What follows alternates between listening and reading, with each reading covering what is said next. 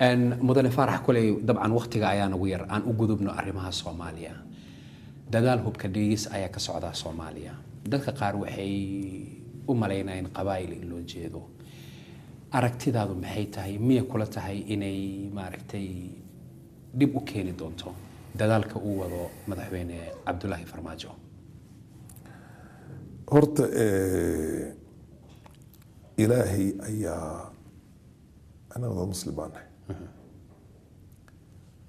ilaahi wuxuu maaga umba maaga wixii ilaahi u saamax umba saamax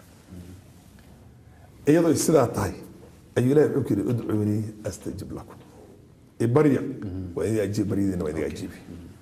gacmaha wax badan kor u taagnay ilaahi inuu dad fiican oo xalaal ah oo wadani ah Soomaaliya madax uga dhigo waxaan aaminsanahay maanta intii la hayo alxamdulillah shukrillah annaga Soomaaliya waxay ku maamaaday jirkiis la haya jiridka kama qoslo dhag intuu dhaha gooskiisa dambe ma arkaysa ninka jirkiisa la haya hilbihiisa ma wahay anagu hal qoys hal qabiil baan nahay Soomaali la yiraahdo kala qaran baan nahay midka Soomaaliga meel alla meesha uu joogo markuu dib ku haysto waanu danqanaynaa meel alla meelan joogo hadii fahamtay Soomaali marka indhaxumada dhagaxumada maqalka xun oo maqleena indhaha wax xun oo ku arkeen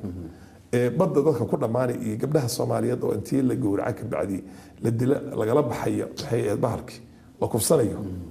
la dilayo saxarada ku dhamaanayaan waxa kulli horta waxa weeyaan alsas been ugu beerta calooshaada oo calool xumo ee ugu beertay muddo dheer haatan waxaan isleenahay Soomaaliya horta wax ka khayraad badan ma laha wax ka qanisan population ka ilayhiin qanimada ay haystaan adduunka wax qanimada haysta ma jiro ilaahina waan baryana wanu dadaalina dawladda Maxamed Cabdullaahi Farmaajo iyo Xasan Ali Khayre way dadaaleen shaqo fiican bay qabteen hubka dhiga waa in garab loogu noqdo haday laba beel ay dib u dhaxeeyo oo isleey hadii hubka la idaga dhigo kuwana hubkooda haystaan igu soo duulayaan simultaneously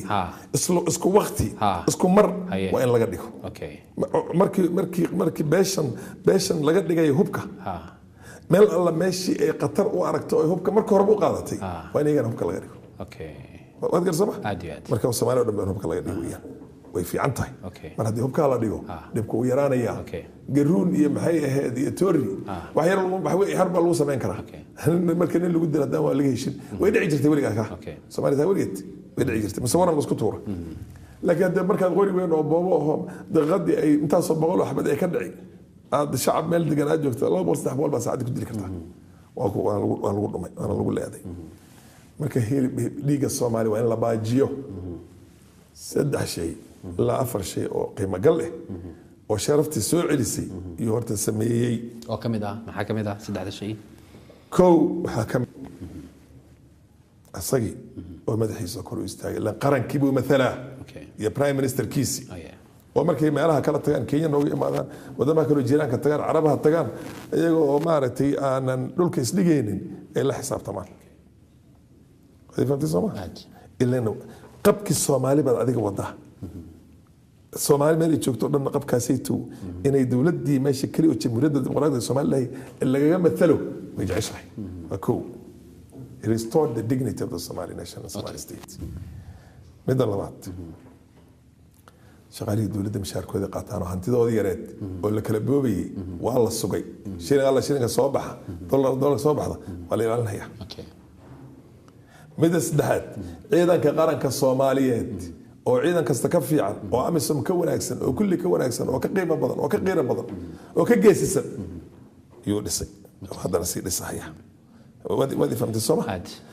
wadamihii deeq inay bixinayaan isku sheegaysi Sacuudiga iyo Imaaraadka iyo caankaas oo cadawga anaga koowaad weligood ahaayeen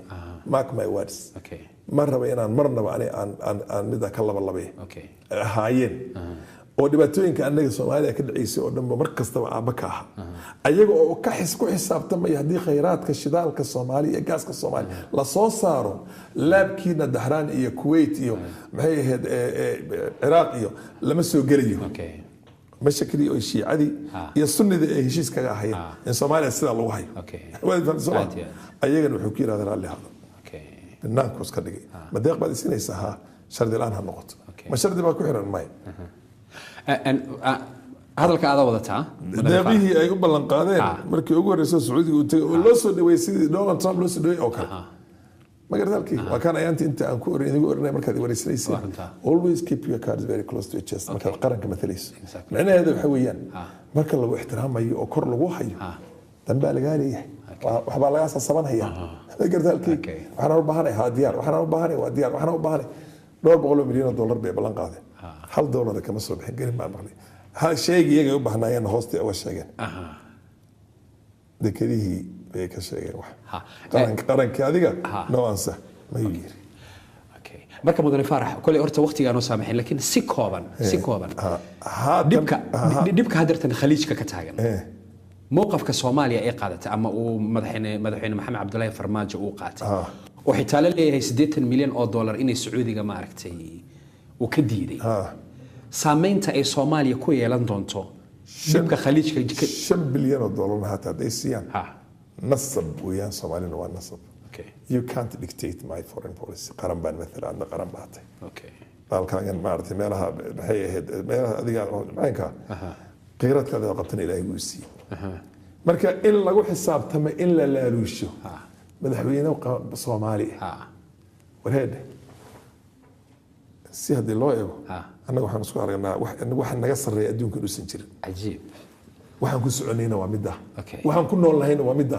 waxa ilaahay uu nagu manaystay oo ma aragtay annaga hadda aan inta wadankii burburay meel kasta aan ku burburnay haddana aan kor u soconno waa inta ayada wadi fahamtay Soomaaliya way soo noqon sharaftii Soomaaliyeed way fahamtay Soomaaliya 5 bilyan bay hada 10 bilyan ay dhahan inuu dhaha albaab ka bax isku way maanan you can't policy you cannot dictate my foreign policy hadda ka hor baan u gooynay maxay ahayd Iran aan xiriir ku gooynay inkastoo Iraniinta dad isku haleen kara iyagana ay helo dantooda ay leeyihiin they have their own interest interestooda qaban laakiin markii xiriirka loo gooynay intii loo imaaday dawladda Soomaaliya markaa kida ayaa bas alahan baan ku siinanaa loo gooy dawladda ahayd tiitan gooraysi loo gooy Imaaraadka waxay u geysay maxay ahayd dawladda xamar baa u geysay markaasoo kale waxay ahayd maya haddaan necbaado